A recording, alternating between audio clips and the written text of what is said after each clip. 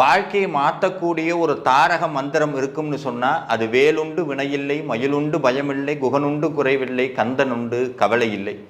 இந்த வாழ்க்கையில் ஏற்படக்கூடிய அத்தனை துன்பங்களையும் களைந்து 12 கையால் ஒரு பக்தனை அள்ளி அணைத்து முத்தமிட்டு வான்னு சொல்லி கட்டி அணைக்கக்கூடிய ஒரு கடவுள் இந்த உலகத்தில் இருப்பார்னு சொன்னால் அது அனுதினமும் நம்மை காக்கக்கூடிய திருச்செந்தூர் ஆண்டவன் மட்டும்தான்.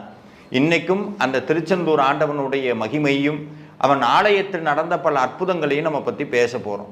இதை பார்க்குறதுக்கு முன்னாடி உங்கள் எல்லாத்துக்கும் ஒரு சந்தேகம் வரும். சார், நீங்கள் எல்லா வீடியோலையும் தலையெழுத்து மாறும்னு சொல்கிறீங்க, திருச்செந்தூர் போகணுன்னு சொல்கிறீங்க.